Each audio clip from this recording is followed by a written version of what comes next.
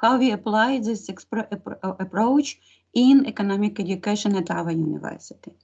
So as we were talking today, we have a lot of already put a lot of efforts to education for sustainable development. And we remember this UNESCO declaration, like Nagoya Declaration on Education for Sustainable Development, and UNESCO roadmap for implementing sustainable education for sustainable development. And we understand that in the content of this planetary boundaries, when we are approaching the thresholds of ecological systems, of social processes, we, especially now in pandemic era, nobody expected such sad events, and we understand that VUCA, this abbreviation of very of the world with very high volatility, very high uncertainty and complexity. So it's rapidly changes our world and environment in which we are operating. So if you're talking about science, especially about post-normal science, we see that we quite fast move from this green area of applied science to post-normal science, when facts are uncertain, values and in dispute, and we have to understand them. Stakes are very high, and decisions are very urgent. You see this from this definition from post-normal science. If you excuse me for interrupting you, sorry for a moment. If you wanna step forward your presentation, because unfortunately we can see now only the opening screen. The opening, yes, thank you. Okay, thanks a lot. Is it bad now? Yes, thank you. Sorry, but it's some misunderstanding between programs. Yes, sorry. Thank you. No problem. It's okay. So if you're talking about our way of doing, about resources, so one, as to me, one of good option to present our way of resource use is the so-called overshoot day. So this year we had it in August 22, and it means that since August 23, we are living in resources which we are borrowing in future generations. So it's quite informative figures to me. And what is very important, that for the first of time in human history, we face this very complicated this nexus of human, food, water, minerals, materials, energy, this nexus of this aspect. And of course, from the second, from another point of view, we use a lot of resources, but we waste a lot of resources. According Lange et al. From 2016, 50% of resources we just wasting. And from, let's say, if you're talking about agriculture, for example, from a farm to our table. So, and the European Green Deal has already set up approaches, which directions, trends, which tasks, which we should fulfill to boost our economy, and in the same time caring for nature and leaving no one behind. So it should be inclusive development. So if you're talking about how to this our group, how we are good in this sustainability approaching, so we can see that all 5 countries which we are discussing today have more or less similar trends and similar success and similar problems in achieving this sustainability. And if be more precisely, we have you can see this figure when we see, for example, for human well-being, we have the best countries in the world. It's Finland and Germany, the second position. But we see that our countries have quite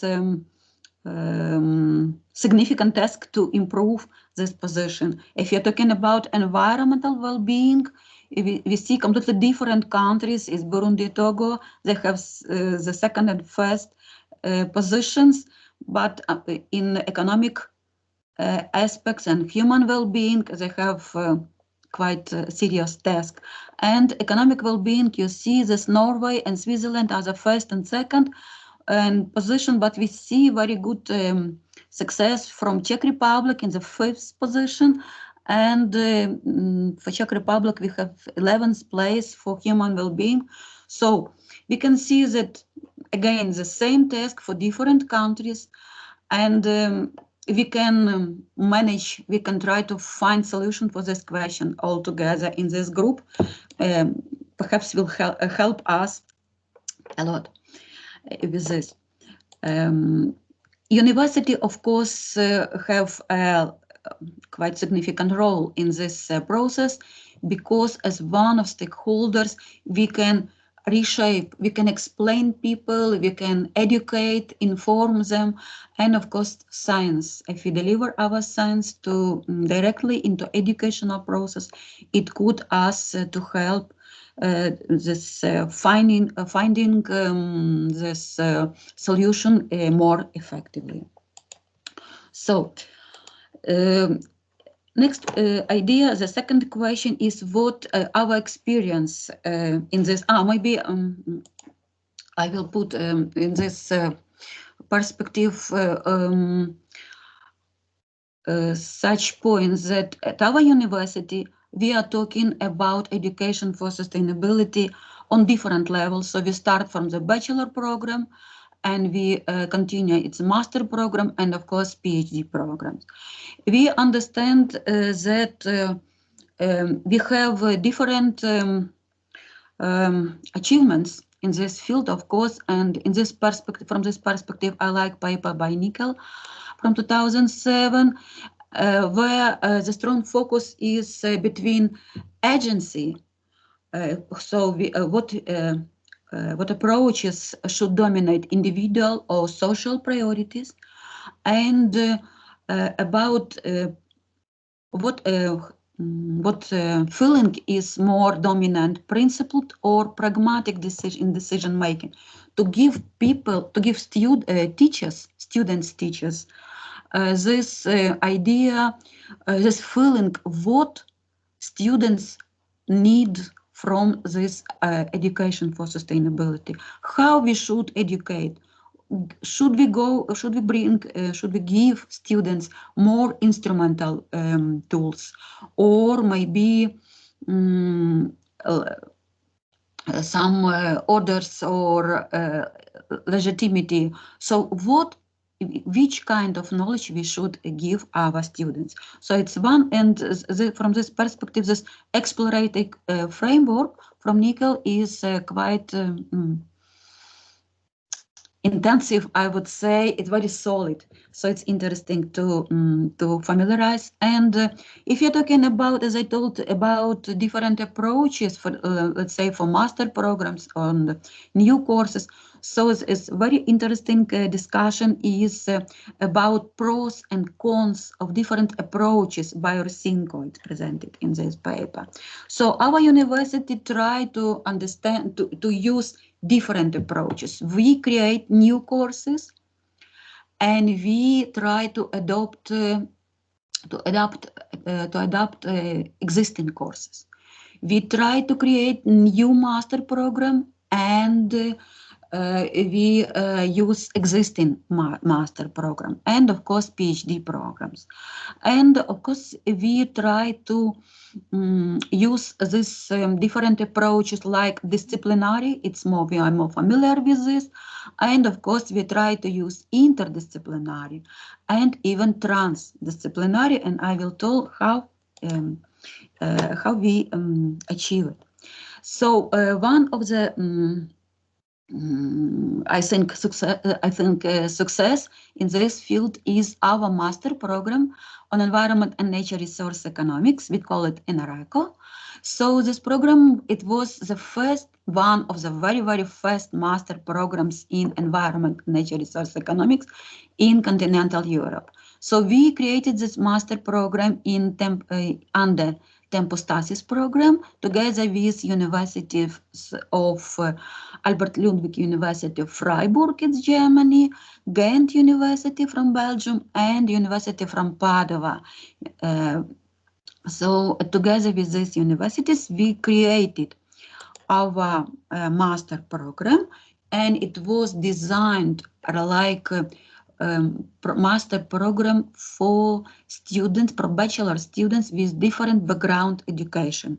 So we invited students from really from different, from engineering, from forestry, from economy, of course, from different fields of knowledge, and we proposed them optional courses, fundamentals of economy, fundamentals of ecology, and after that, after taking these two courses, it's optional. Students studied this seventh field of knowledge you can see, but I personally work on methodology of environmental economics. So we are talking about ecological economics, about environmental economics, about economic analysis, ecosystem services, and modeling of ecological economic systems. So as ecological economists, we always begin with our students from this vision that ecosystem, this global ecosystem, provide services for a different kind of activities, including economic activities. But economic system always tend to grow, even it's become dangerous for ecosystems. So human institutions, social institutes should should develop norms, rules to form economic systems, these technological processes according to social ecological systems capacity. So what we are doing, what we can say from our experience, So first of all, it's our, as I told, existing course, master course, PhD thesis. And we use our international experience, our projects which we run in our department, like projects funded by Ukrainian Ministry of Education, Ministry of Environment of Ukraine, and like COST program, Cooperation for Science and Technology. So different programs, different options to help our master student, PhD students, of course, to improve their capacity, their knowledge in different schools. So, of course, it's very useful. So another option, the second option, which I would like to stress, is our work with under the current program on bioenergy in Ukraine, together with Swiss Federal Research Institute, VSL, you know maybe this abbreviation, it's more familiar. So we are together with this institution, we have been creating our course, Sustainable Bioenergy, and we try to involve in our program, in our curricula, to different stakeholders, like local people, like local agencies, and to give them knowledge about social trends, what is possible, what is available, and of course to ask them to understand their values, their preferences, and to try to integrate in sustainable decision making. As one of maybe case study is a city, small town, maybe Borislav. In this Borislav, you see the city is famous because they harvest oil directly near buildings. So it's very, very unique city from this. It's of course very dangerous situation. And in this city, in the energy policy is of course is focused mainly on fossil fuels. And we try to educate, to help people to facilitate transition to this energy transition. So together with Inside Share, we created so-called participatory video. And you can see this link. This link is to directly to this participatory video in Borislav, in this city, and familiarize people with this situation. So it's very, very useful experience, because now in this pandemic situation, we can give this film to show this film to our students, next generation, and show them and use this experience to familiarize students with real world problem. It's very, really very useful, very informative. And the third experience, I would say, we prepare with the Gant Institute for Ecological Economics. It's Vermont University, it's USA, eastern coast of USA. And together with this research institute, we created so-called scientific atelier or educational atelier. So this experience was very unique for us, but it was quite fruitful, I would say. And the idea of this atelier was to help students to familiarize again with real world problem. The idea of scientific atelier is proposed in this book by Joshua Farley, John Erickson, and Daly. And how we manage this? So, first of all, we started from choosing a problem, framing the problem, and prepare students, teachers, different stakeholders to searching a solution for this problem. The problem was described like ecological economics and sustainable forest management. So it was a lot of preparation for this work. After that, it was atelier, the real atelier. We started from the conference, scientific conference. It was participated from by scientists and students from USA and Sweden and Ukraine, of course, because it was in Ukraine at our university. We started in our university, and after the one-day conference, when we were put on the same pages, so-called, we moved to forestry, and again to local cities, and we were talking about ecological ateliers, ecological economics problems. We were asking people about their values, perceptions, their attitude to ecological ecosystem services, and of course, how sustainable forest management can help to solve this problem. So dissemination of this experience was that the first of all, educational benefits. It was really unique experience for our students, for us as a teachers, of course, and of course it stimulates students to start to study in English, the scientific English, and for us it was great experience of such so-called blend teaching. And of course, it was transdisciplinary education when we try to involve local stakeholders and local agencies to talk about the problem. Maybe for the first time they meet each other in such format and explain their challenges, their problems, their possible solutions. And it was from educational forest point of view.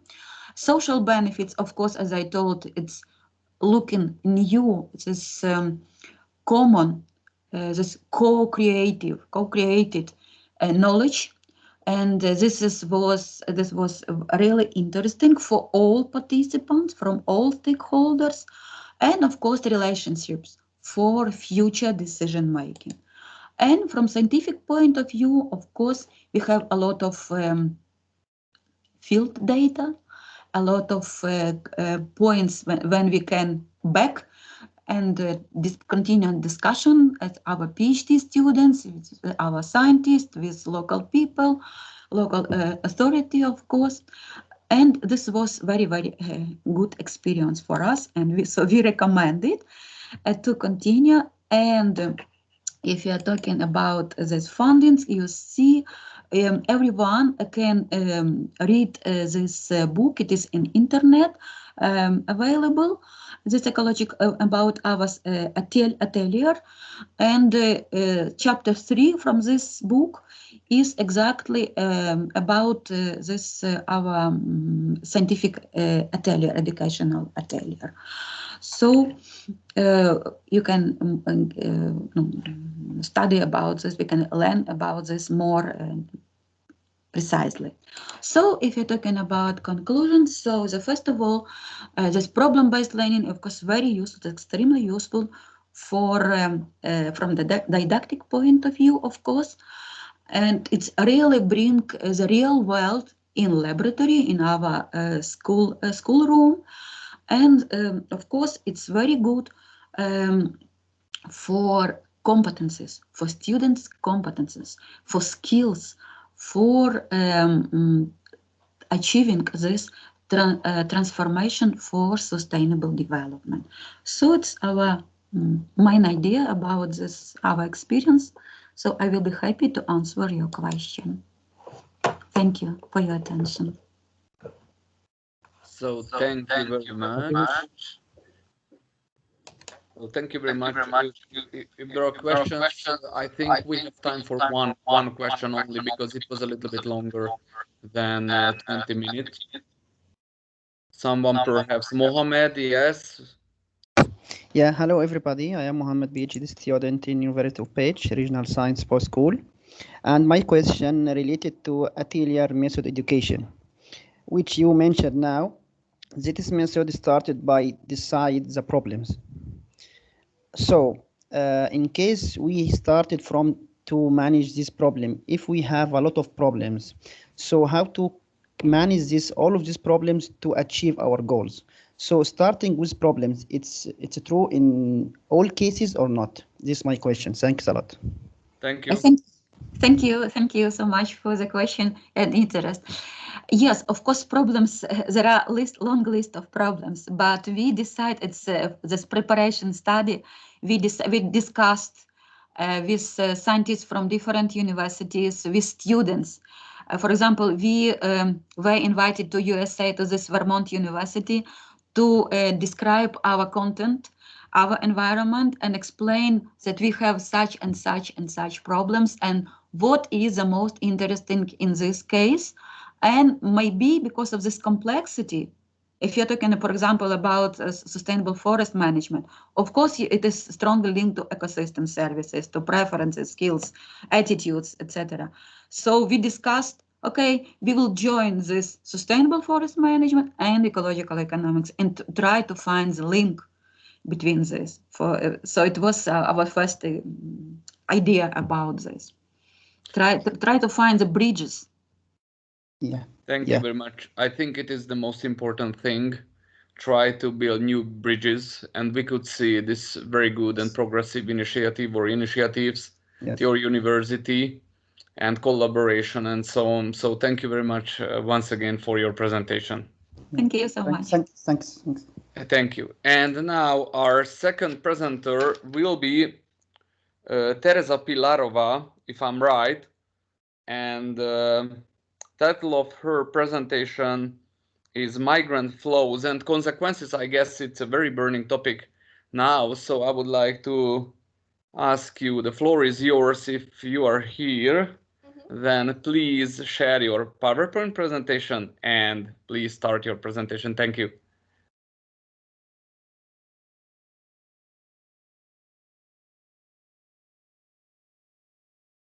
So Yes, we can see now. Yes. yeah, perfect. Thank you very much. So good afternoon. I would like to share with you our current research focused on coronavirus crisis and its effect on migration and remittances flows, especially in low and middle income countries. Excuse me, can you a little bit speak a little bit louder? Just volume Okay, up sure. a little bit, please. Sure. And I will share just a review which we start with, and in the future we plan to do survey abroad regarding effect of migration and remittances also on food security and agriculture production. And today I would like to share with you our review paper focused on the effect of coronavirus crisis on migration flows.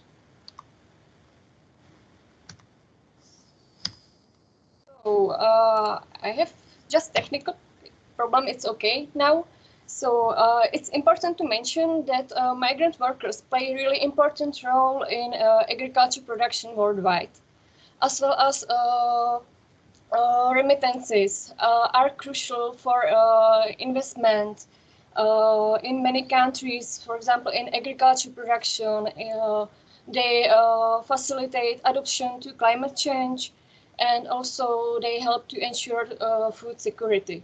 So both migration and remittances play a really crucial role in agriculture production and adaptation to climate change. So, however, the current outbreak of the coronavirus poses a really challenge to migrant workers all over the world, as the pandemic has hit the largest remittance sending countries and major global economies, such as countries of the European Union, including Germany, France, or, for example, Spain. Then Gulf cooperation countries, including Saudi Arabia, United Arab Emirates, or Qatar, USA, UK, Canada, and Australia. The travel restriction, together with the lockdowns implemented by majority of countries, has not enabled too many migrants to return home. And also many of them lost their job abroad, so they are struggling to send money to their families in home countries, and therefore it's estimated that about the decrease due to COVID outbreak will be about 20% in low and middle income countries. The most affected countries will be those who are really dependent on remittances and in which remittances cover a significant share of their GDP, which can be, for example, Nepal, Tajikistan, Kyrgyzstan, Haiti, South Sudan, and many others. The current crisis caused by coronavirus is more pervasive than any other epidemic since 90s, except Spanish flu. But it's caused because these epidemic were occurred only locally in several countries, and not in all countries around the world. So therefore, this crisis is more pervasive compared to other epidemics. Also, it will affect local economies more severely as compared to financial crisis, which is caused because of travel restriction and lockdowns. So it's estimated that it affects the economic more severely compared, for example, to financial crisis in 2008 and 2010. However, there are different groups of migrants, and The pandemic crisis is experienced unevenly by different groups. It depends mainly on the legal status of the migrant workers, as well as on work position and occupation. It depends on contract which they have, and also availability of protection policies in host countries, and inclusion of migrants as beneficiaries in these policies in that countries. So the positions such as doctors, for example, care workers or delivery drivers are nowadays really crucial in dealing with pandemic. And despite the type, or regardless the type of the contract, majority of these migrants are not losing a job. But also those migrants having long-term or permanent contract are protected by labor laws. So it means even they lose their job, so they can benefit from social protection packages or from another supporting programs, so they could be safe. However, short-term migrant workers working in agriculture, hospitality, travel and tourism, and for example, construction, they have a mostly short-term contract, and when they have became unemployed, their visa soon expired, and they are facing problems to return home, and also to stay legally in the country. Also, they do not have access to social packages or any other legal protection, or this access is just limited. So nowadays it's a huge problem, because a lot of migrants was not able to return to their home country, so they have to stay in the host country, and they are unemployed, and they are facing problems with the legal protection and access to the health care. And the most affected category are those workers with irregular status. It means that, for example, they enter the borders without visa, and they are not legally in the country, or they do not have signed work contracts, and they are just counting on verbal agreements with the employers. Or it can be even those who had visa, but it expired, and it was not prolonged. So those migrants do not have access to healthcare, social protection, and another support programs at all. And also they are in a huge risk to be evacuated from the rented dwellings in the absence of funds. And quite often these migrants with irregular status are living in overcrowded spaces or unhealthy spaces. So they are exposed to the risk of infection more severely compared to other type of migrants, or compared to local people. Here I prepared several information from South Asia. Then I will continue also with Middle East countries and European countries. So in East Asia, many countries were affected, including India, Pakistan, Bangladesh, Nepal, and many others. And also the remittances flow will be severely affected. So for example, in Pakistan, the remittances decreased about 23%. In Bangladesh, about 22%. And in these countries, the remittances play a really important role, even for local households, which cover the basic needs from the remittances.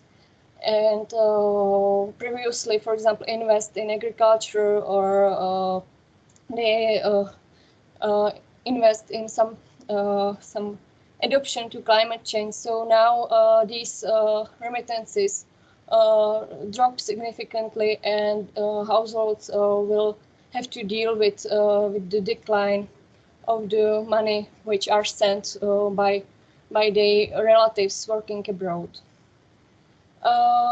Also, the huge problem is with the internal migration.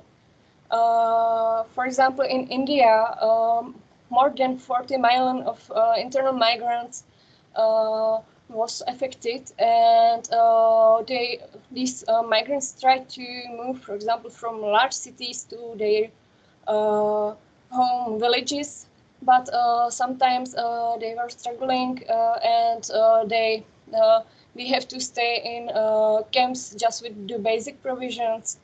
Also, the local transportation was affected, so quite often they have to walk really large distances home, because it was not possible for them to travel by for example, some public transport.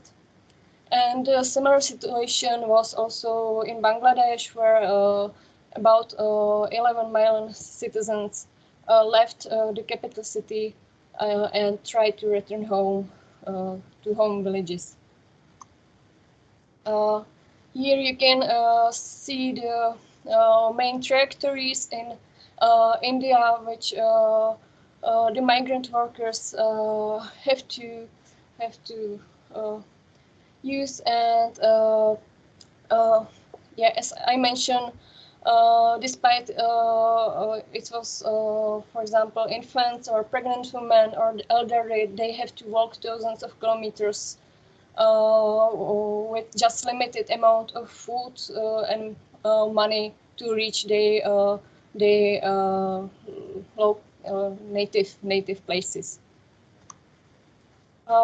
When we focused on, for example, Bangladesh and Nepal, which are hugely dependent on the remittances, so the majority of migrants from Bangladesh and Nepal were affected, because they were employed in sectors which were hardly hit by the crisis, such as agriculture or tourism.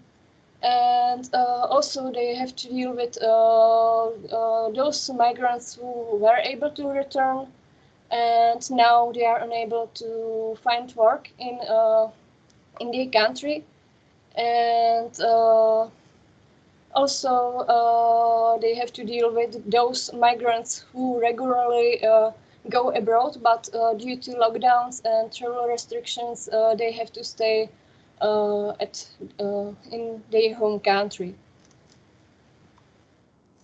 When we focus on the Middle East and North Africa countries, so the economic slowdown really affect remittances flow, and which play a really crucial role, for example, in Syria, Iraq, Yemen, Jordan, or Lebanon, and play important role in ensuring, for example, food security, or helps people to cover their basic needs. So the decrease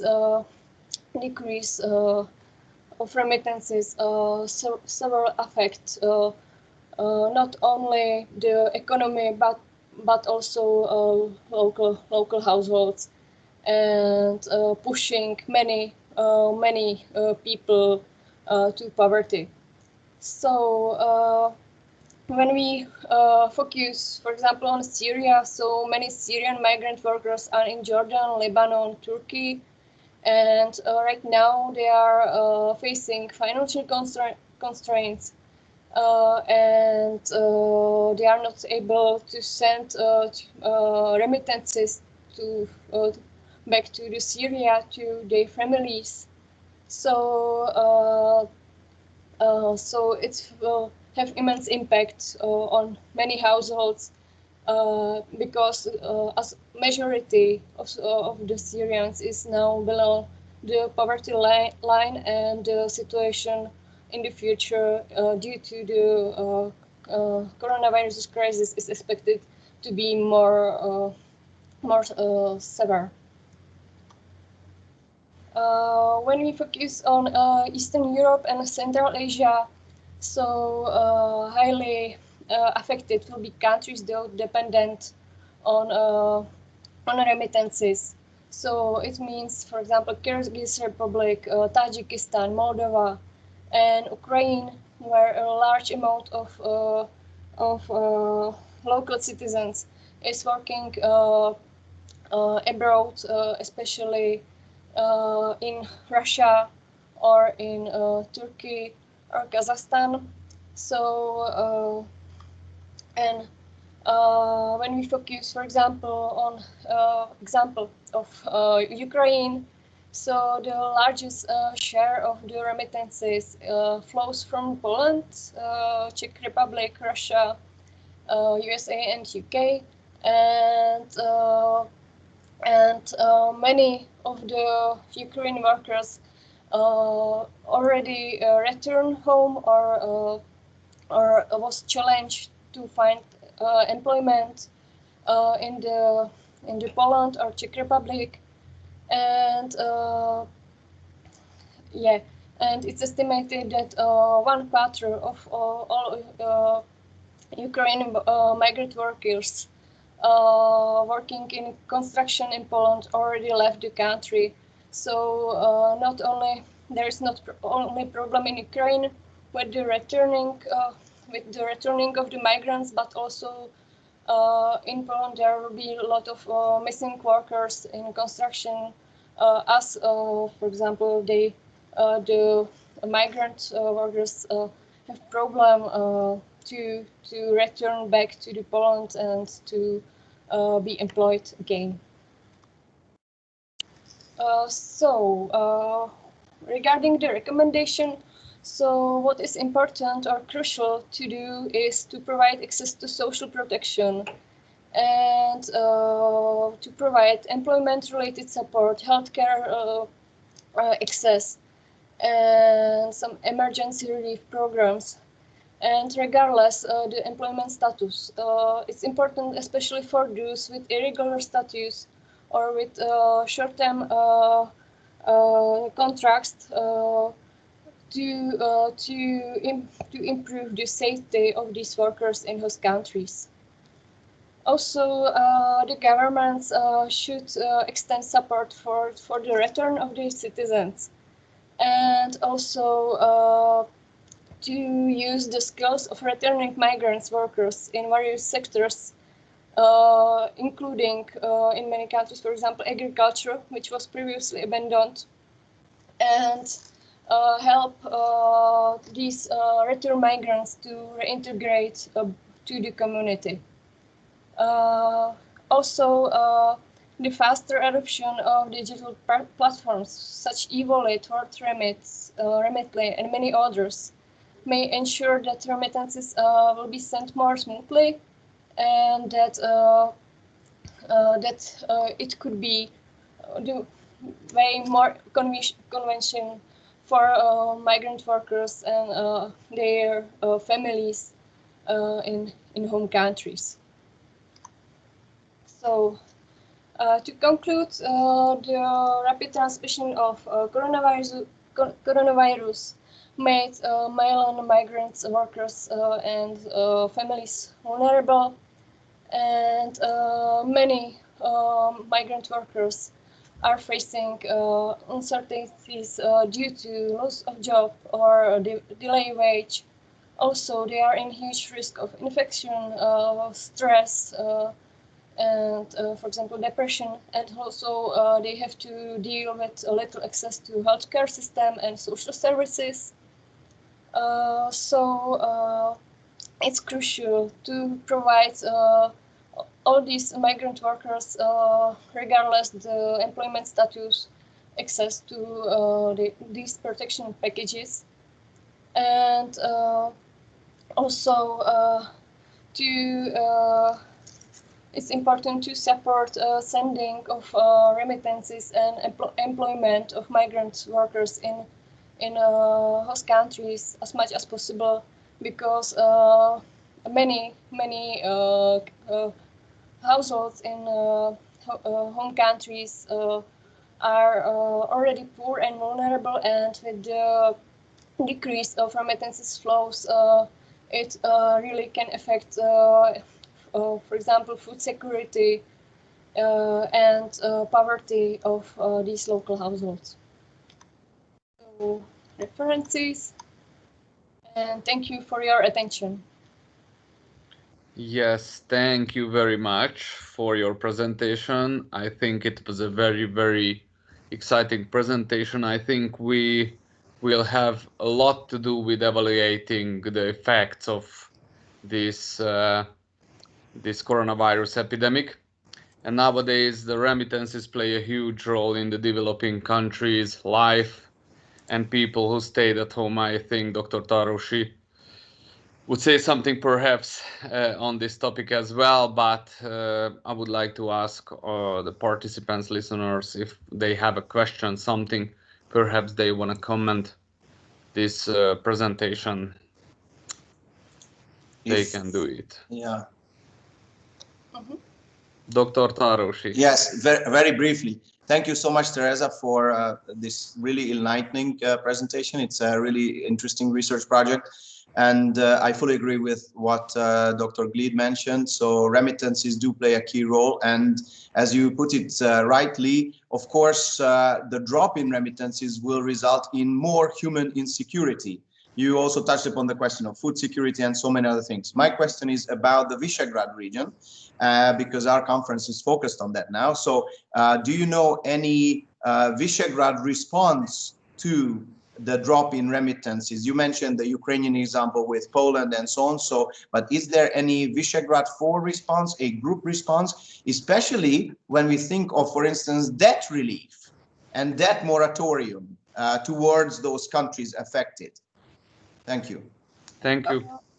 Okay, I'm sorry, I did not focus on the region in my research, so definitely I will focus in the future. So I'm sorry, I just know the example of the Ukrainians in the Poland, and the same situation is also in Czech Republic, but otherwise, yeah, I'm not informed. No. I just raised the issue, so it's perfectly okay with you. Don't worry. Is there any program on debt relief, for instance, about the Polish situation towards Ukraine, or whatever situation towards the Far East you mentioned? Do you know about that? Okay, I didn't check, to be honest. That's okay. It's okay. I think it could be part of we are just on the beginning with the research, and we just started to somehow summarize the current situation, and definitely we want to focus more in the future, even on the case studies. Yeah. Thank you. Thank you. Okay, thank you very much for your presentation and as well as the question. And now Dr. Tarushi is already here, so I would like to ask you, Dr. Tarushi, please deliver your presentation. Floor is yours. Thank you very much. Thank you so much. I have just shared my screen. Do you see it properly? Yes, it works. Thanks. Okay, thank you. So I would like to focus on the Visegrad 4.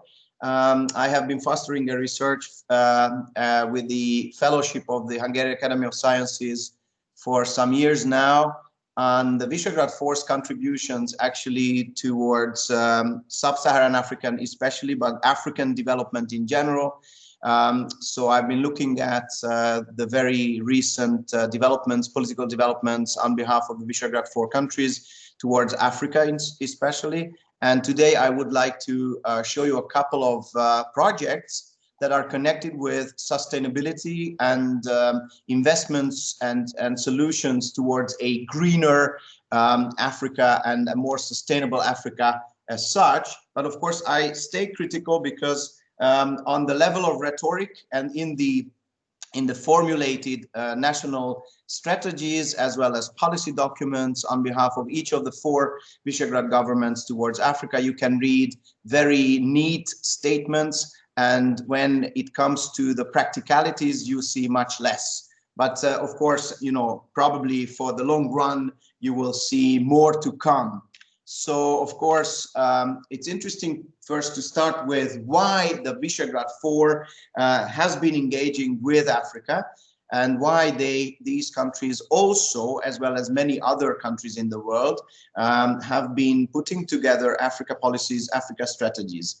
And you should go back just briefly in time, at least to the bipolar world, where, of course, you could see the 2 big blocs led by the US on the one hand and the USSR on the other hand.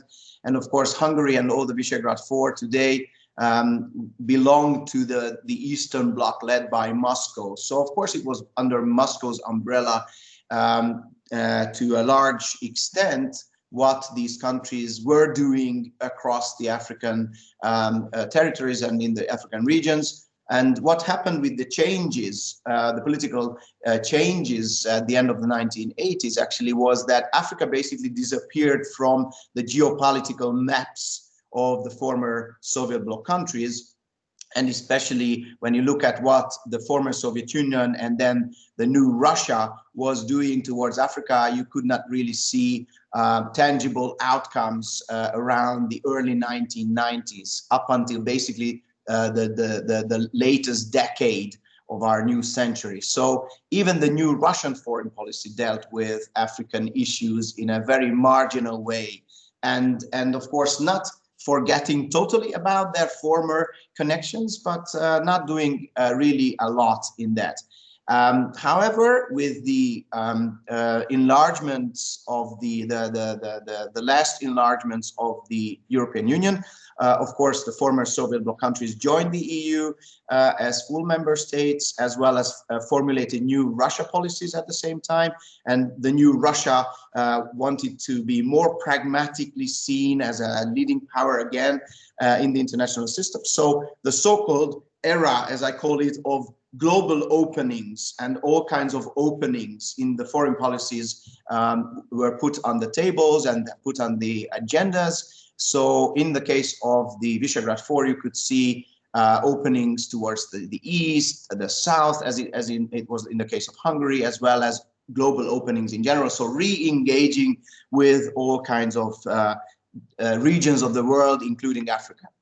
Russia actually now, you know, has been accelerating its speed again to re-engage, and I think that is also a new framework for the former Eastern Bloc as well to follow or look at what Russia has been doing. And you can see the rhetoric is back to Africa. Everybody is back to Africa now. I have chosen this graph because to me it is really interesting to compare Russia not with China, not with the United States, but an emerging economy in the form of Turkey, because Turkey has become one of the most active players in African engagements and developments in the last 15, 20 years. And it's good to look at, you know, what Turkey has been doing. And now, you know, that also encourages, as well as Russia, to accelerate its speed to revitalize linkages and intensify trade linkages. On the map, you can see, of course, the big Russian companies, the major companies, which are obviously interested in the extraction sector. We are not surprised by that at all, because Gazprom is there, Lukoil is there, Arosa is there in mining and oil gas extraction. And not just Russia does this, but everybody else in the world. So, of course, that kind of intensification of re-engagements can be seen all across the former post-Soviet space. Let's focus on now the Czech Republic first among the Visegrad 4. The Czech Republic maintains quite a substantial presence all across the African continent, having 12 embassies, out of which 8 can be found in sub-Saharan Africa. I guess among the Visegrad 4, the Czech Republic has maintained really a very successful presence since the change of the system. And it has a strategy also focusing on sub-Saharan Africa. You can find that government document. And within that, you can see that, of course, economic diplomacy plays a key role, but international development assistance, which, of course, will have certain dimensions towards sustainability. And also that is very much in line with the SDGs and really very much confirming, you know, some Czech expertise in certain sectors ranging from agriculture to the energy sector. Slovakia maintains less, but we are not surprised by that, of course. That is compared with its you know, historical presence going back to the Czechoslovak period, and then how Czechoslovakia just split actually into two. And as we know, you know, most of the connections, basically, the international relations were taken over by the Czech side. However, there is a very important government agency in Slovakia, and that's Slovak Aid. And Slovak Aid is, I guess, one of the best examples all across Central and Eastern Europe, but definitely in the Visegrad 4, because it is a well-established and really well-managed government agency focusing on international development assistance and managing a lot of projects connected to human security, connected to sustainable development. So I'll come back to that in a sec. Poland, of course, because of its you know, weight in international politics, of course, is a heavyweight in that sense. But as you can see, has less embassies than the Czech Republic, more or less the same. There is no separate Africa strategy, but much earlier than the others, there is a Go Africa, you know, notion and project which fosters all kinds of business relations. So it's a very much business-oriented approach from Poland towards Africa.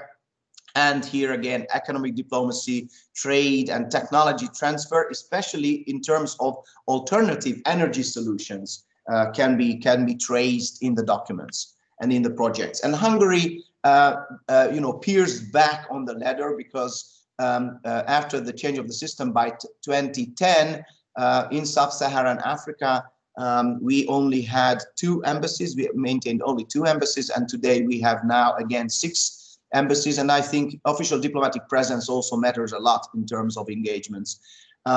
We have a new foreign policy chapter connected with the with the global opening framework, and that is the Southern Opening, which focuses on sub-Saharan Africa as well as Latin America to some extent. And recently, from last spring, the government announced a new Africa strategy, a 22-point document, which focuses on economic diplomacy and also deals with international development assistance. And there is a huge chunk of it in the form of a government scholarship scheme called Stipendium Hungaricum, which fosters education at all levels of higher education and supports thousands of young people from Africa as well, and all across over 60 countries to come and study in Hungary. In addition to that, there is a so-called honorary consular and consular network of all these 4 Visegrad countries. Probably this is the first ever such table compiled about the honorary consular presence of these Visegrad 4 countries. I've just published this recently in South Africa, and it is also something adding to, you know, maintaining and deepening, you know, collaboration with African countries all across. But you can see who has the most. Again, the Czech Republic taking the lead, and then Hungary now coming second from the more official representation. In terms of V4 Africa trade, from the last, you know, 2 decades or so, you can see how that has been fluctuating in terms of exports and imports. and more or less, apart from Poland, the other three Visegrad 4 basically producing the same amount. But of course, everybody would like to, increase trade with African countries as well. And the last bit of this is connected to, of course, military presence or peace mission related presence, because there are two groups of such missions. One is with military knowledge as well as armed presence, and the other one is capacity building. And from the capacity building point of view, all four Visegrad countries have been contributing to EU missions, also from a more human security perspective. This is an interesting question, because of course, if you go back in time to the socialist times, and today you would like to analyze, how successful any of these Visegrad countries can be with their new Africa policies, new Africa strategies in Africa, then you try to figure out what we did better or good, in those socialist times. In the case of Hungary, you can see a number of good products, and these were the products the Africans also trusted. Today we don't have guns, we don't have Icarus, we still have the so-called piros arany, which is a very nice, creamy ingredient in a soup, for instance, or in any dish, which can be bought also in Ghana still, and people like that. But, apart from all these, you cannot really rely on former products as it is in the case of Hungary, because I guess, trust is very much connected to what, certain generations in the past experienced connected to that given country in interest. And also, of course, the diaspora will matter a lot. Those Africans who live with us in these Visegrad 4 countries, the Budapest Africa Forum is a good example, but Poland also has such a forum. And of course, the government tries to reach out towards these diaspora communities so that they are also involved in terms of developing further linkages. And, several examples. Together with Dr. Gleed, we had a number of research projects since 2008 connected with these communities. But what I wish really to focus on after this first part is the V4 contributions to a potentially sustainable African development. These are some examples, of course. Poland, of course, can be mentioned as one taking some leading role, especially connected to climate change and a debate that is an ongoing debate. Basically, don't forget, in 2013, Warsaw organized that important conference in collaboration with the African Development Bank. So, the Polish interest, of course, had been channeled into this, and Poland still keeps that high level of presence in these international debates, focusing on Africa, focusing on African development. And there are tangible projects in all four countries. In the Czech Republic, for instance, there used to be a project in the early 2000s as part of the International Humanitarian Development Assistance Scheme, an electrification project in Zambian villages, focusing on solar energy, for instance. And there was a great documentary, I highly recommend that to you. The English title is Solar Eclipse, which shows, the challenges of any such involvement from our region in an African reality, and how such a project can be managed or cannot be managed. The government's Africa strategy in Hungary identified a number of areas, especially water-related and infrastructure-related development assistance projects, focusing on water management systems, which are very much connected to Hungarian expertise. But it's not a unique expertise, let me add, because of course in Poland and in the Czech Republic, you will find very similar expertise. So all across, I would say, in the Visegrad region, we have a very full-fledged expertise connected with water and how to manage water. And when we talk about, of course, for the long run, human security in Africa, one of the questions will be water scarcity and reliable water sources. And if we can African development from that perspective, that will definitely help people to stay back at home and, to develop their own vicinity with such skills. So there are great examples of Hungarian companies such as V4GU's water wells in Ethiopia. And I've mentioned SLOVAKIA, which focuses on, for instance, forest ecosystems, solar energy as well, and food security, and also is involved in supporting development education projects. On their website, you can see maps of the regions of the world where Slovakia has been engaging with, and you can read about this project if you're interested. This is from the Hungarian project in Ethiopia by V4GU, and the wells functioning well, really well ever since. So it's really a successful project. The question is always, you know, if you are engaging in producing something of this kind, what will happen after you leave? Will you transfer your knowledge to the local population so that they maintain the issue?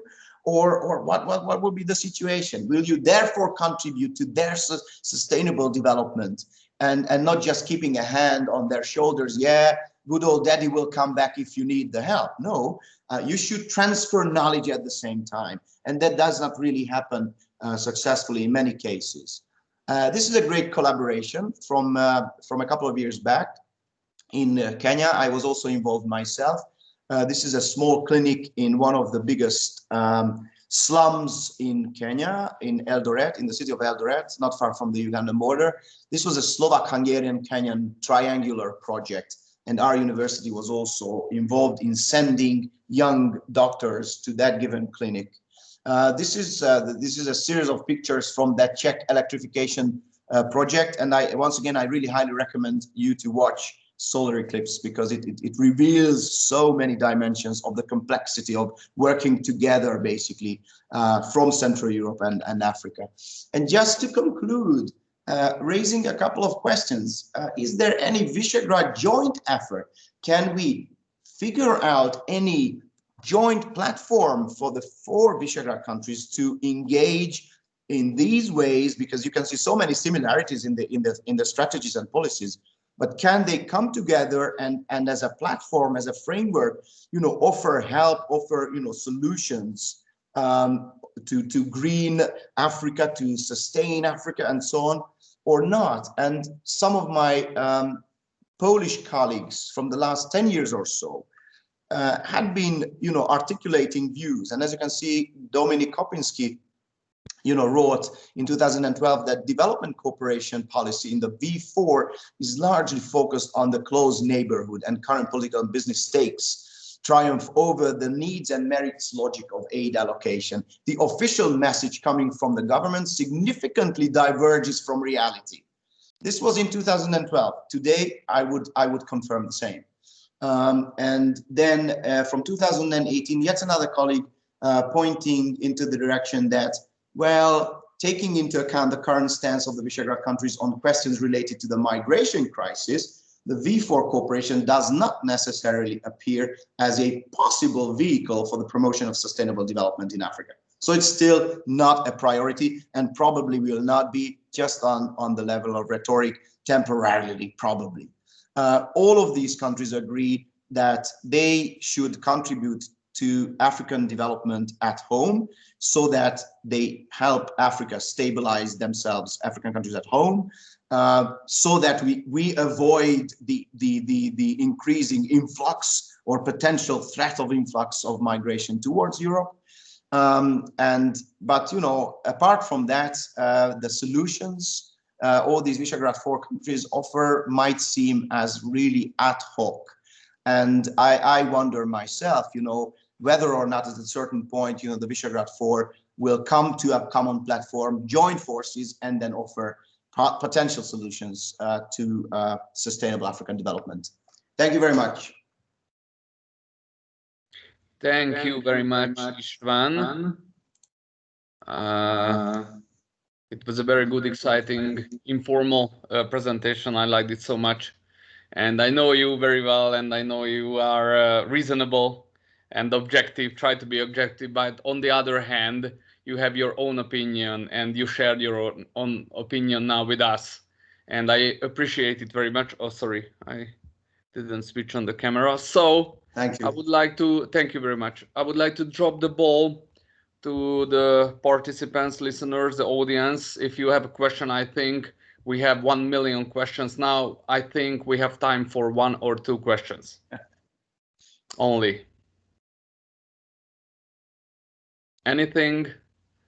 If you want to know, water scarcity, many other environmental challenges, deforestation, desertification. Oh, yes, we have something. The floor is yours, and please switch on your microphone. Yes, yeah. Thanks a lot for your presentation, Dr. Esteban. It's very interesting. And I'm a PhD student in Regional Policy School in Economy, and I am from Egypt, Cairo University.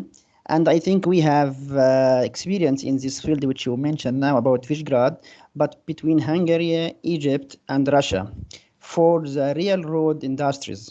As you know, Egypt has, Hungary has good background about industries in railroad industries. But I think in this case, you should see every country in Africa case by case, not fit size fit to all.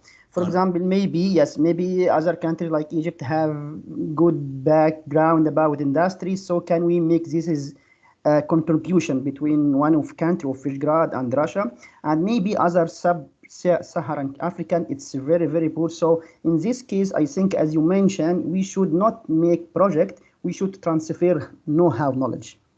Because as you mentioned, it's very, very common for you. Maybe we finish project and go outside again. So this is just project, but we know to development. Development, it's a path step by step. So I think it's based on the local community, how to manage between these countries. So thanks a lot for your presentation. And this is open because in the past, maybe the Western country is the future, but I think Eastern and South Africa and Africa, it's a future based on also the pandemic, as our colleague mentioned from the last presentation. Thank you a lot for your Thank you, Mohammed. Thank you. I really appreciate your comment, and I share your views. And of course, I mean, in a 20-minute overview, you will not be able to touch upon all the very different landscapes and pictures. You are totally right.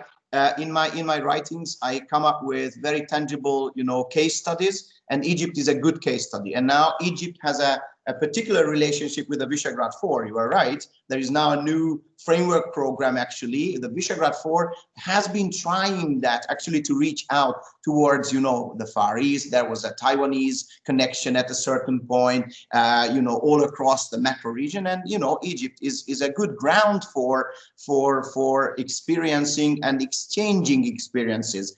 And just to add one thing, because I really agreed with you, that of course, I guess nostalgia plays a role, especially in the Hungarian-Egyptian case, because I can recall when I visited your lovely country on a field trip many years back, people still recalled the Magari, the first Hungarian, the first Hungarian rail cars, and those matter a lot in the mindset, in the perception of local population, upon which you can still go on and build further knowledge transfer and, build up sustainable solutions. So I think you're right that, the East or the former Eastern Bloc can contribute even, in different ways to African development. True.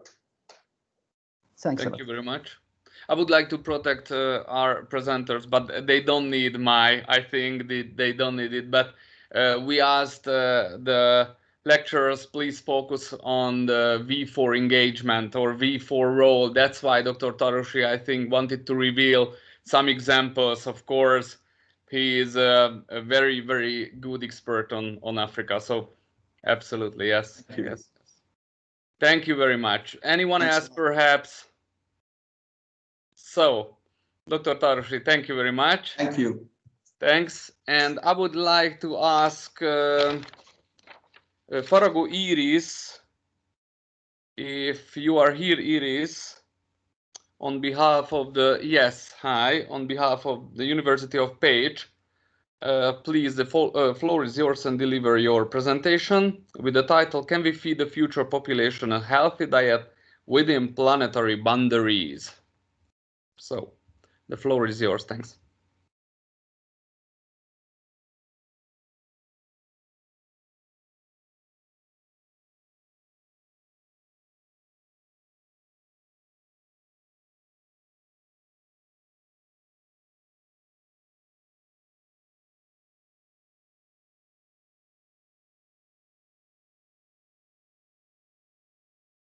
Yes, I think it works now very well. But we cannot hear you, Iris. Yes, unfortunately, please, I think you are muted. Please switch on your microphone, Iris. Oh, sorry. Yeah. Yes, we can hear you now. Thank you. Please restart it then. Yeah, hello, I'm Faragudis from University of Pécs. Thank you for having me. I'm studying to be a dietitian and I always wanted to know more about sustainability and what we can do to help the environment by what we eat. That's why I've been doing research about sustainable diets, lifestyle, and talk about our current situation in terms of sustainability. So, can we feed the future population a healthy diet within planetary boundaries?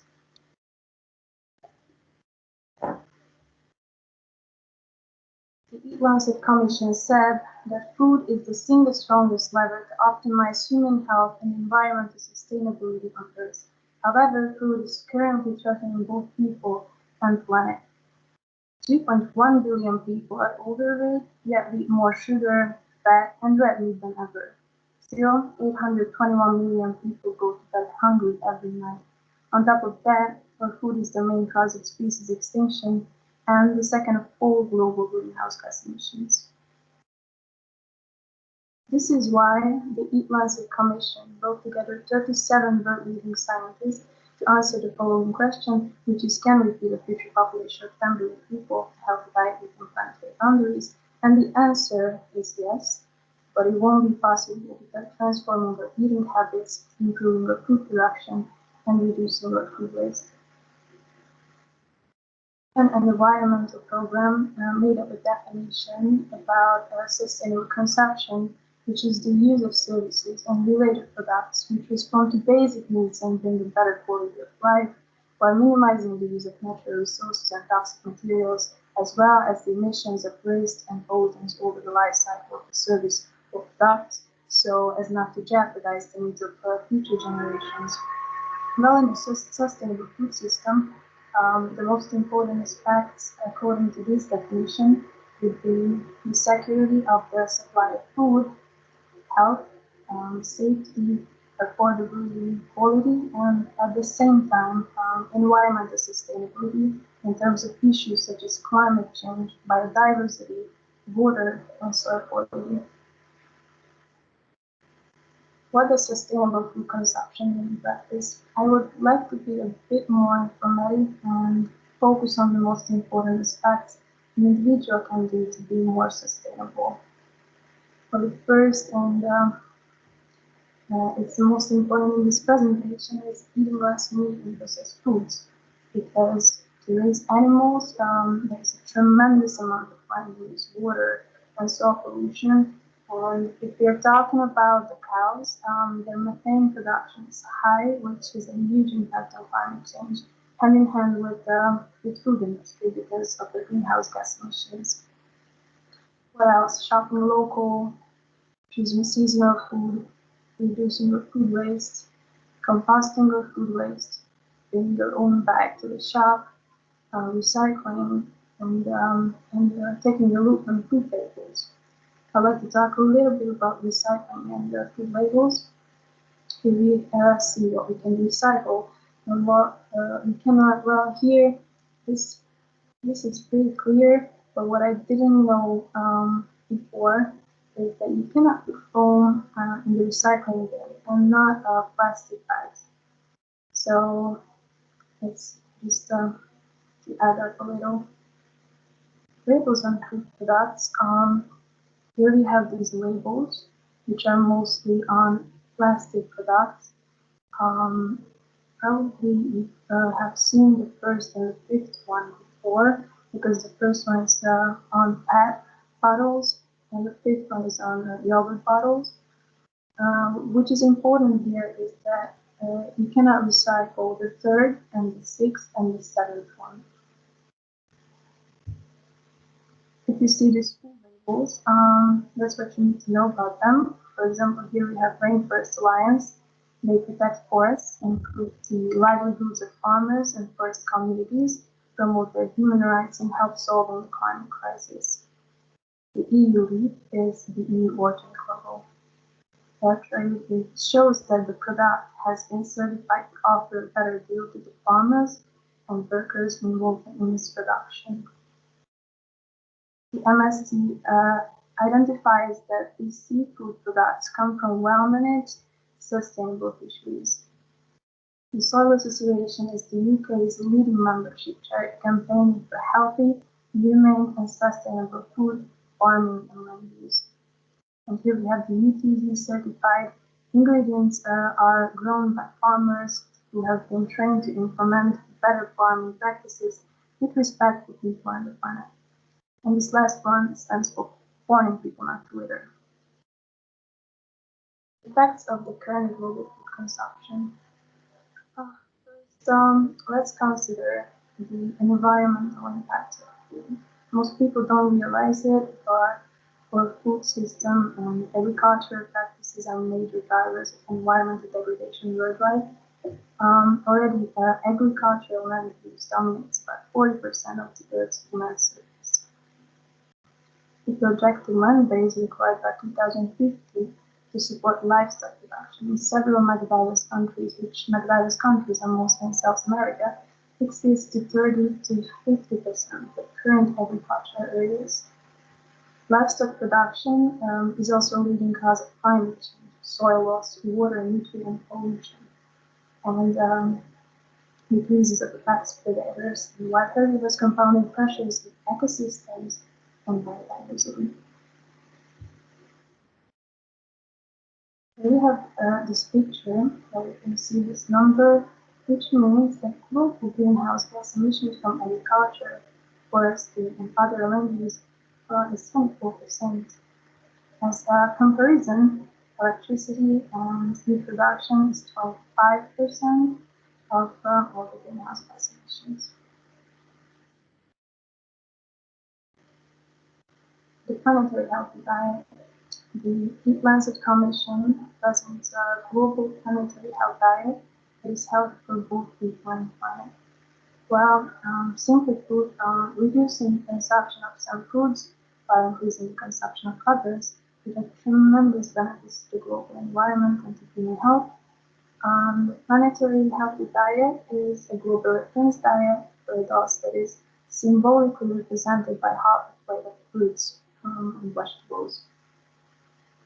The other half consists of primarily whole grains, plant proteins, like peas, lentils, nuts, unsaturated plant oils, modest amounts of meat and dairy, and some added sugars and starchy vegetables. This diet is quite flexible and allows for adaptation to dietary needs, personal preferences, and cultural traditions. Vegetarian and vegan diets are two healthy options within the planetary health diet, but these are optional choices.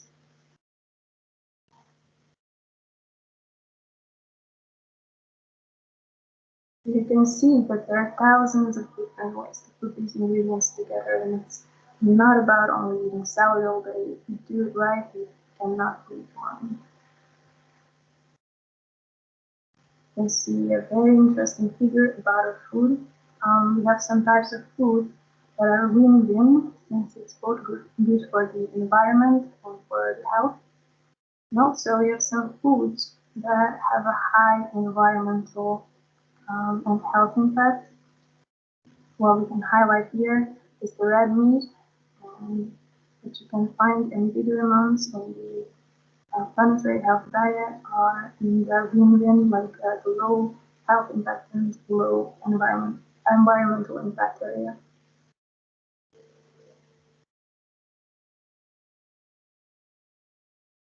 Hundreds of millions of people face serious health challenges, including obesity, diabetes, and heart disease linked to unhealthy diets. If we switch to our planetary healthy diet by the Heat Lancet, we could save 11 million people a year.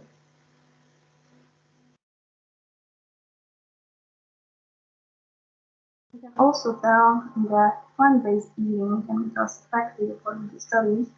They studied in Belgium and in the UK that if 10% of the total population committed to a Mediterranean or high soy containing plant-based diet, they could save billions of euros and pounds.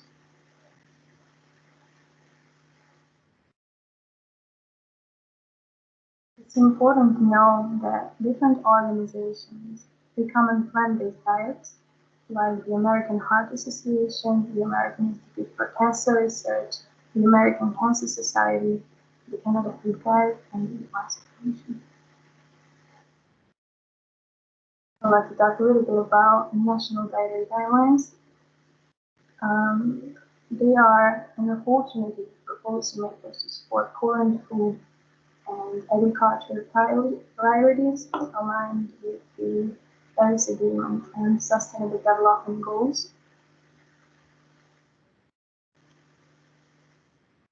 National dietary guidelines of G20 countries, they are the 20 of the world's largest economies, are inconsistent in their dietary recommendations and only appear to integrate both healthy and environmental sustainability. The shift toward healthy and sustainable diets should be priority in all G20 countries. Following the current national dietary guidelines of the G20 countries will not ensure global warming stays below 1.5 Celsius. Total food-related greenhouse gas emissions in these countries currently account for approximately 75% of the carbon budget for food, while adopting a healthy flexitarian diet would reduce this to approximately 40%.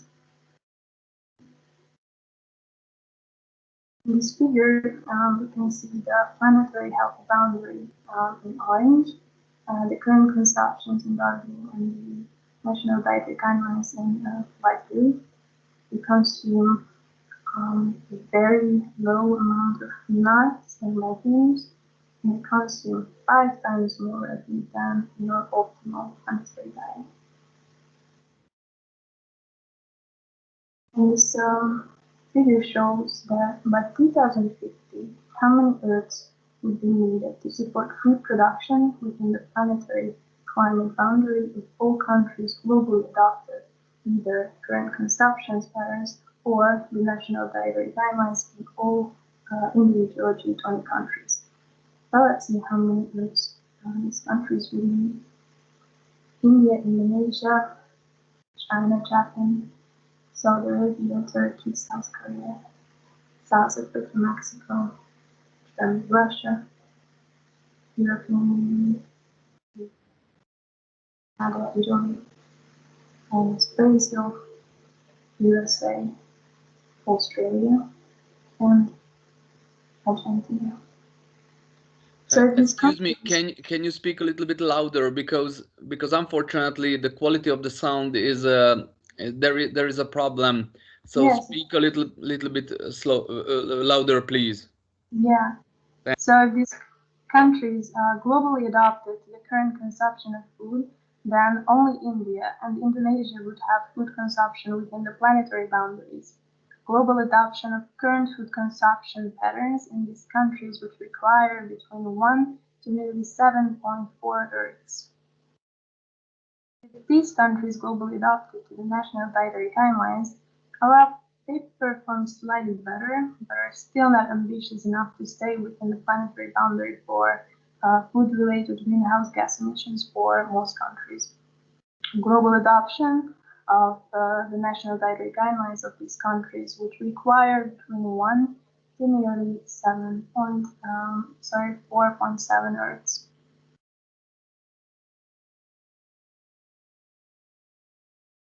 Less than only 25% of national dietary guidelines recommend reducing or moderating meat intake, and only few countries make specific recommendations for whole grain consumption.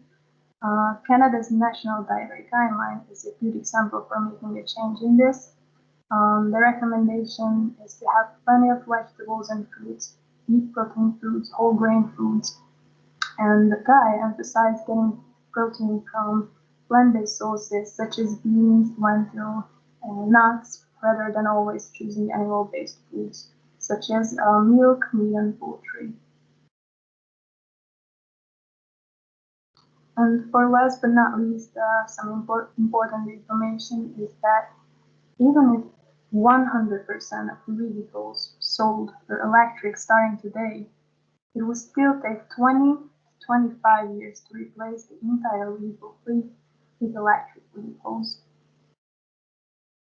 A forecast says that by 2050, the Earth's primary energy mix will be split equally between fossil and non-fossil sources.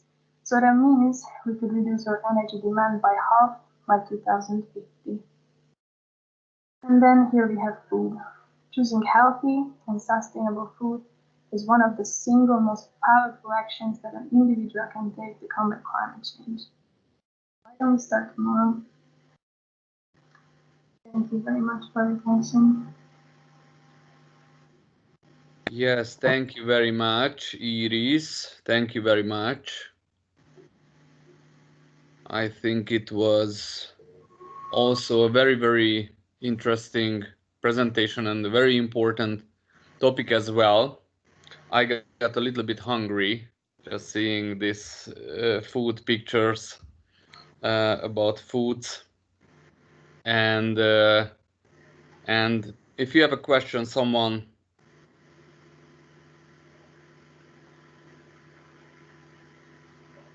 something that emerged regarding this presentation, anything. If we don't have, then thank you very much, Iris. Thank you very much for having me. Thanks a lot.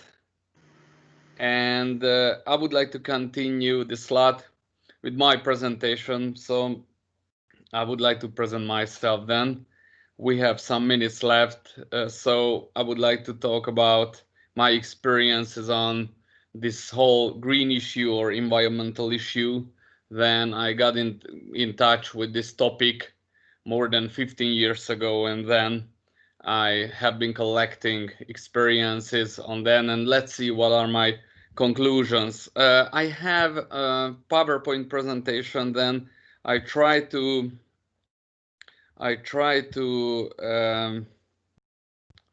share it with you, but after that I think I am going to use only one page perhaps. Let's see if you see. Can you see it, guys? Yes, we see, yeah. Yes. Yes, go ahead. Yeah. Thank you. I try to put it full screen. So the title of this presentation is Changes, Hopes and Green Solutions, because I thought I need to give a catchy title for make it more interesting. And yes, and who knows me, people, they know that I'm a little bit skeptic guy. That's why I always refer to this notion, this phenomenon, crisis situation. I think we are in a very deep crisis situation, not only regarding the environmental issues, but it's a political, moral, financial, etc., complex crisis situation. That's why we need to find somehow tools to get out of this crisis situation. And one small slice, one small branch of this complex, devastating situation is the environmental issue. So, as it is the last presentation, we had a good and exhaustive conversation. I would like to illuminate some new aspects. Perhaps you know these aspects very well already, but for others, these aspects can be novelties on so-called green issues, and tell you some personal stories, what I have experienced regarding this issue. Nevertheless, these new focuses might generate new dilemmas, always and always, because the common feature of these stories are that the search for new ways never ends. So it's a dilemma. At the same time, we need to explore new ways always, And as one of my colleagues says always, environmental protection is a never-ending story.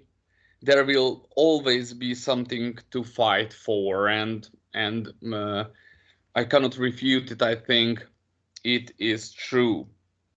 So I think it is worth to mention, when we analyze associated theories regarding this whole environmental issue and sustainable development and ecological policy, eco-policy, or agreements on climate change, we need to emphasize one thing.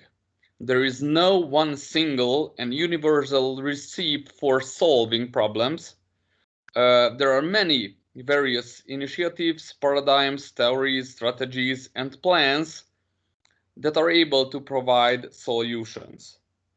Apparently, these ideas must always, in all cases, get adapted to local conditions in order to back up what I would like to say. I have an interesting story, what happened in Pécs many years ago, and perhaps it is going to be a little bit more understandable with that. The Faculty of Economics then started to deal with the blue economy project. It was a very innovative and progressive project then. And of course, various initiatives were launched under the aegis of this blue economy project. And one idea emerged, and based on the possible projects, they planned to grow mushrooms in coffee grounds. Can you imagine that? Mushroom in socks filled with coffee grounds. And they would have planted the mushrooms in this coffee ground soil and then cultivated. The coffee grounds, of course, had to be changed constantly. And you know what was the problem? The problem was that not enough coffee grounds were found through the whole city in Pécs that would have been enough for cultivation. And you can guess which corporation or which so-called restaurant had this amount of coffee grounds. Only the McDonald's in Pécs. But they didn't want to cooperate with McDonald's, saying the corporation is not eco-friendly enough. That's why they didn't have enough coffee grounds, and this project has failed because of that eventually. This story also shows how important it is to consider local conditions and opportunities. Without this attention, I think good adaptation projects could be failed. And enthusiasm, what is very important in these cases, may disappear. As it comes, it can go. Referring to the specific case, we established the so-called Green College at the University of Pécs 10 years ago, 11 years ago exactly, because we thought we needed to find an organized form for our students who were interested in environmental issues. And I have to admit, we didn't get much support then. Mainly, I think, because decision makers, leaders did not understand what was the purpose of such an organization like it was. And a lot has changed in these 10 years. That's why I used changes in the title of my presentation, because we are organizing a green conference and you are listening to the presenter, the last presenter now. And there are great initiatives besides that bring different ideas together and work together. So when we started organizing with my colleagues this college, it was important for us to create a community that is able to interpret and process environmental issues from multiple angles, multiple perspectives. Later, I didn't have time, unfortunately, to manage this organization, and maybe now. Sorry for interrupting. You give me the control for presentation. Sorry? You give me control of your presentation. I have control. Do not control it then, please, Mohammed. Yes, yeah, exactly. Okay, do not control it then. Yeah, oh, okay. Yeah. Thank you very much for your for your warning. Thanks. Yeah, no problem. Yeah, okay. Okay, it was a coincidence. Sorry. So I think that is the first step, which is very important to raise awareness of the problem. So raising awareness, I think it is one of the most important thing.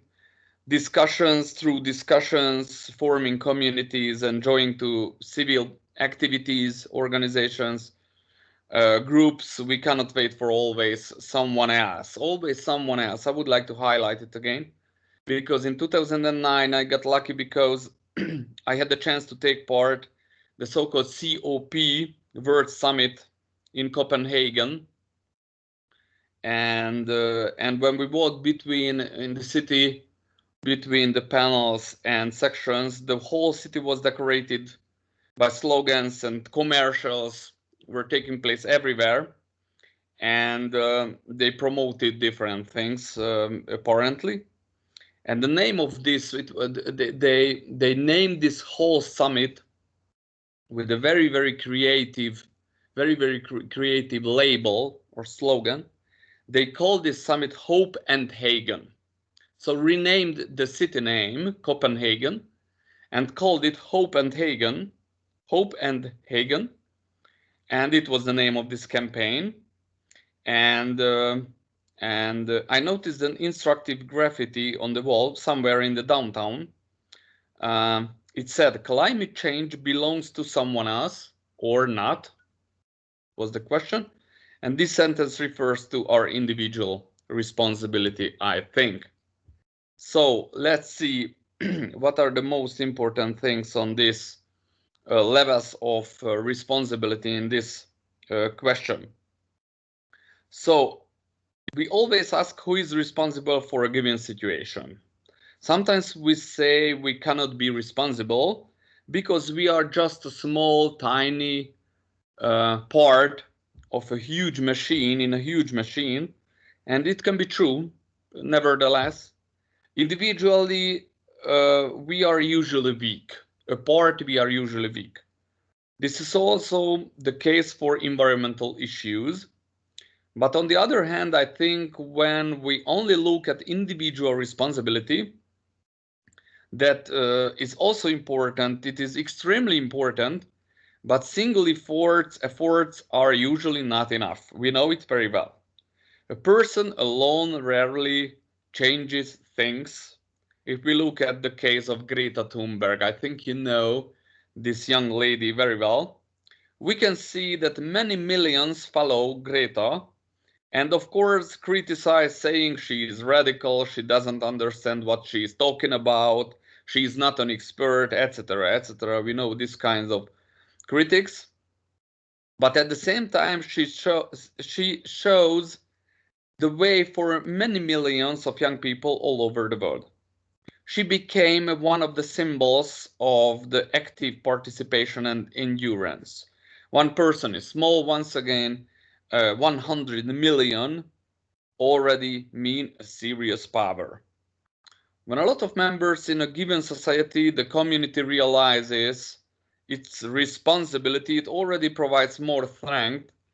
Together they are more powerful. Actually, more and more people are recognizing the importance of protecting the environment and are starting to organize groups, talk about it, etc., etc., set an example and put the environmental issue on agenda.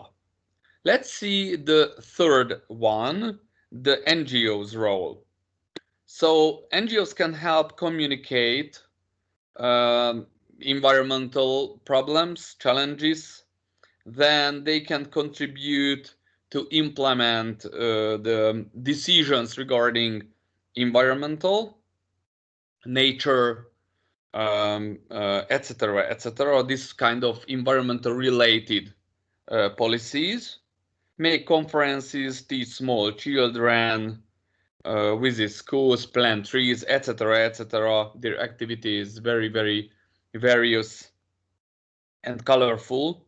Civic activity and movements represent a major force, channeling and transmitting social will to policymakers and the political sector.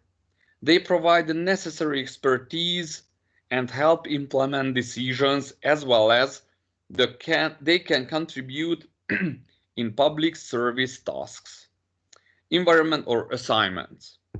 Environmental ecological organizations are particularly active within NGOs.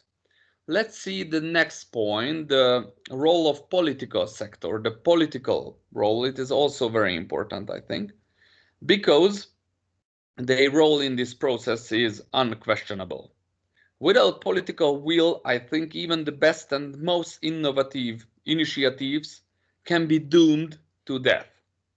Politics provides the framework for launching initiatives, learning and gathering good practice, and playing a major role in implementation, basically.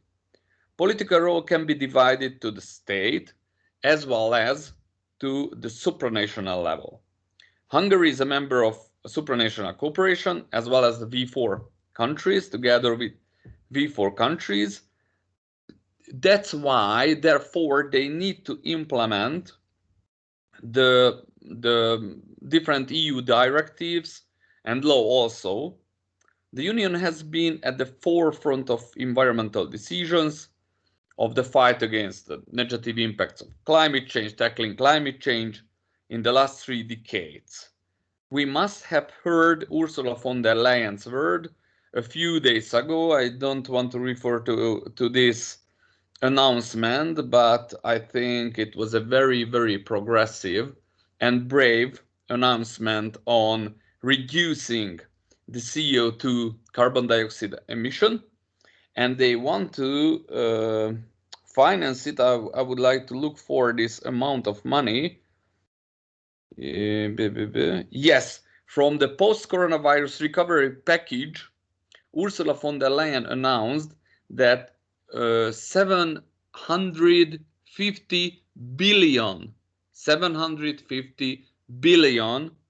euros they want to turn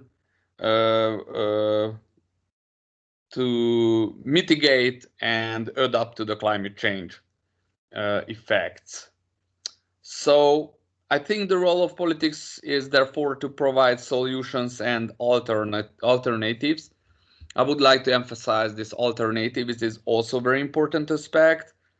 And moreover, this so-called positive connotations of words that can bring or provide a positive connotation, I think we need to mention something else, because the sanctions are also very important. Opportunities, alternatives, visions, and sanctions together can keep the rule or force the people, make the people following the rules. And then about the business sector, last but not least, the business sector is interested in profit primarily. At the same time, they are also people, so they can personally be interested in environmental protection and in a cleaner world, hopefully. As a matter of fact, it is a very complicated process, but if society, members of society, the consumers are able to put pressure on companies, they are also forced to change and provide environmental friendly, eco-friendly products and services. Demonstrations, boycotts, etc., etc. There are various activities. How can they somehow force this demand? So in one word, I think I can skip this pages. It is not important. In one word, I would like to emphasize something else, because unfortunately we have a time limit, a strict time limit. So in one word, our Earth is our responsibility. We are weak one by one, alone, but strong together. So thank you very much for your attention. Thanks a lot. If you have a question in 1 minute perhaps, or a comment, I know it was a little bit provocative. It comes from my personality. If you wanna comment or ask a question on that, I'm here, and we have really 1 minute for the answer. Anyone, perhaps? May I just very briefly? Of course, Dr. Tarushi. Thank you, thank you. So I just would like your feedback briefly on the blue economy thread. You started off with that. What is the situation at present and what is the future in your provocative approach to that? I really don't know. Unfortunately, I don't know what is going on regarding this blue economy story. Perhaps you know a little bit more than me. I'm not aware of what is going on with that, but I think just, you know, one project, one single project that was carried out or implemented in Page or started in Page under the aegis of this blue economy project and worked. You have? Sipon, thank you. Good initiative. It was a good initiative, a very good innovation, but unfortunately without having this local adaptation, unfortunately it won't work. And it was, I think, the main problem with this blue economy, but I hope it works, but perhaps we don't know details on that. That's all. Yeah, I guess I share your views, and I would add even more criticism, because of course when you have a magician, you know, the magician comes and tells you this and that, and of course innovation is there. Yes, I agree with that, but I really would like to see some tangible results, and I don't. It is not, unfortunately. Yeah. There are no working projects, existing project. It is the main problem with that, unfortunately. Yeah, thank you. Thank you very much for your comment, and thank you very much everyone who are with us, still are with us. And now we are completed, I think, our task. Thank you very much for the presenters. Thank you very much for the participants, everyone who commented the presentation. So what else can I say? Thanks for your attention and goodbye. Have a nice day. Thank you. Thanks for you. Have a nice day. Bye-bye. Bye. Thank you. Bye.